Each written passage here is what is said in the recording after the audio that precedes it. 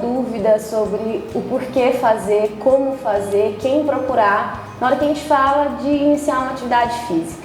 Então hoje eu trouxe algumas das perguntas que vocês fizeram para mim, para eu passar para o Dr. Giovanni, e ele esclareceu alguns pontos para a gente. Bom, a primeira delas é, uma pessoa chega e fala que já se alimenta bem, já faz exercício físico, tem uma rotina ativa, nunca teve problema nenhum. Por que ainda assim ela deve fazer um acompanhamento com um médico? Sim, claro, Gabriela, perfeito. O que acontece, gente? As pessoas, elas têm doença cardíaca familiar em parentes de primeiro grau, elas devem ficar muito mais atentas às doenças cardiovasculares como um todo. Por quê, Gabriela? Porque as doenças cardíacas, a maioria delas não tem sintoma. Então aí a pessoa fala assim, eu tô ótima, né? Eu não sinto nada, me alimento bem. Mas às vezes tem pai, mãe, irmãos com alguma doença cardíaca pré-existente. Às vezes essas doenças vão se manifestar na idade adulta ou vão se manifestar através de exercício físico, principalmente exercício físico de alta densidade, né? Ciclismo, natação, corrida, isso tudo pode desencadear os exercícios, pode desencadear as doenças cardíacas pré-existentes que na verdade estão silenciosas, por isso da importância. Até mesmo porque a grande parcela da população tem doença e não sabe que tem. Vou te dar o exemplo da hipertensão arterial. A hipertensão arterial é a doença que mais acomete as pessoas no mundo, quase 40% da população tem pressão alta e não sente nada. Ela só vai saber se ela for ao médico para fazer o diagnóstico.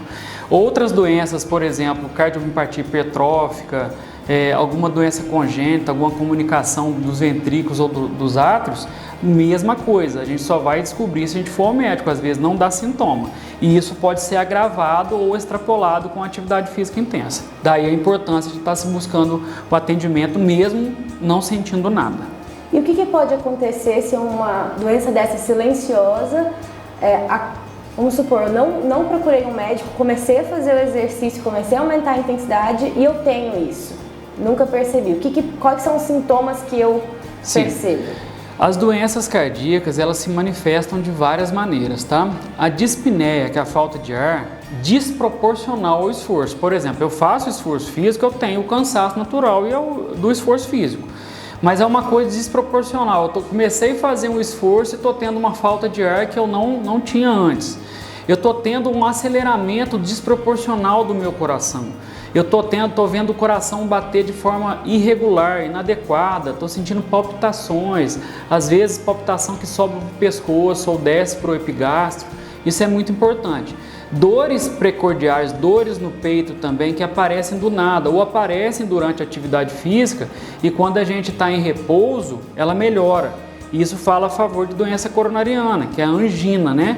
As arritmias cardíacas, elas podem ser precipitadas por atividade física intensa.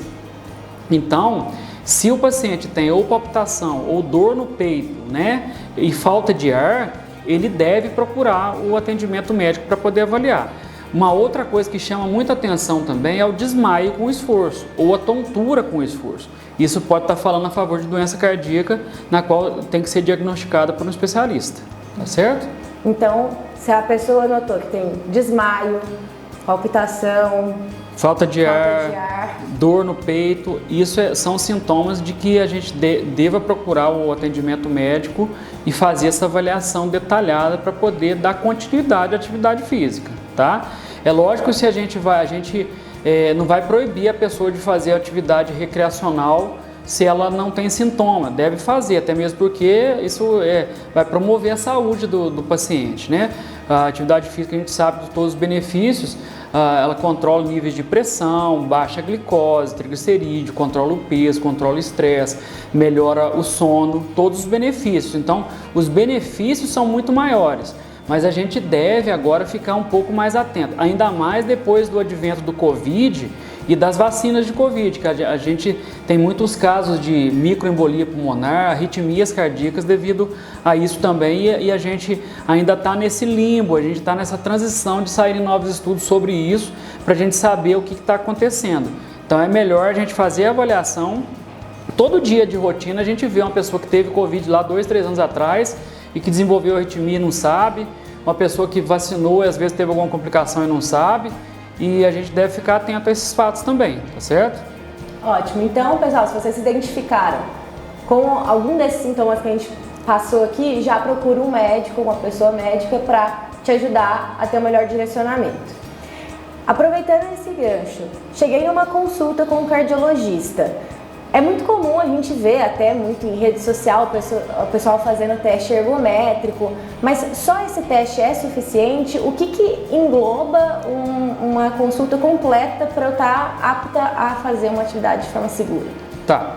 Então, o eletrocardiograma, Gabriela, é um exame que vai avaliar a atividade elétrica do coração. O eletrocardiograma existe há mais de 100 anos. É um exame muito básico. Às vezes a pessoa fala assim, eu fiz um eletrocardiograma, eu estou com um coração bom. Eu falo para ela, não, o seu eletrocardiograma está bom. Você pode ter entupimento nas coronárias, pode ter doença cardíaca genética nas válvulas, você pode ter doença que são doença genética, cardiomiopatia hipertrófica, displasia dos ventrículos, comunicação interatrial, intraventricular. Tudo isso não é pego no eletro e no teste ergométrico. O que é o teste ergométrico? É o eletrocardiograma de esforço, que ele serve principalmente para diagnosticar se a gente tem algum tipo de arritmia durante o esforço, que é uma alteração da atividade elétrica do coração, na qual a atividade elétrica ela se desorganiza. Se o paciente tem algum entupimento nas coronárias, que é a isquemia, né, que é o que para proteger contra o infarto, o exame mais importante que a gente faz para proteger contra o infarto é o teste ergométrico, que ele vai pegar a isquemia cardíaca, que ele pega o entupimento dos vasos antes que aconteça a sua oclusão total. Vai verificar também se a pressão está alterando demais durante o esforço e também verifica a capacidade cardiorrespiratória da pessoa. Isso o teste ergométrico avalia. Só que, a partir do momento que o paciente tem algum histórico familiar de doença genética, por exemplo, cardiomiopatia hipertrófica, que dá morte súbita em atleta, que é o aumento do músculo do coração, displasia ritmogênica, outras doenças de válvulas ou doenças musculares do coração, ele precisa também fazer o ecocardiograma, que é o ecocardiograma que vai fornecer essas informações. Tanto que atleta de clubes de futebol, por exemplo, eles fazem também o ecocardiograma, porque tem doença que pode aparecer durante a vida.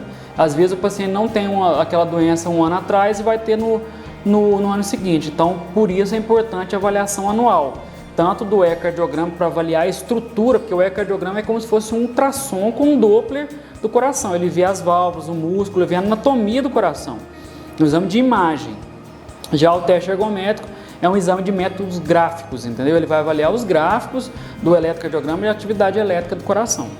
Então, o ideal é que faça uma avaliação anual, todo ano a gente refaça, e quando a pessoa fala assim, eu preciso de um atestado médico, se eu tiver o eco e o ergométrico, seria suficiente?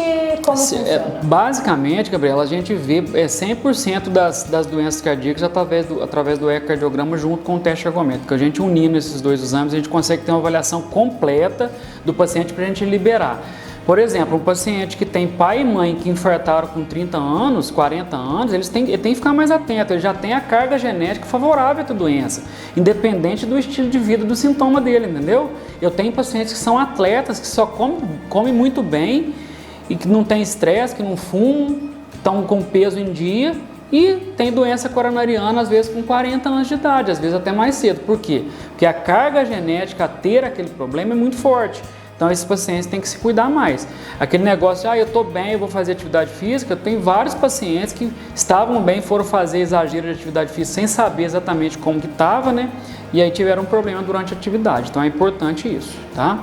Ótimo. Porque eu acho que hoje a gente vê muito, sai muito na mídia e acaba tendo um alarme maior de pessoas que foram correr, fazer uma maratona e aí teve uma morte súbita.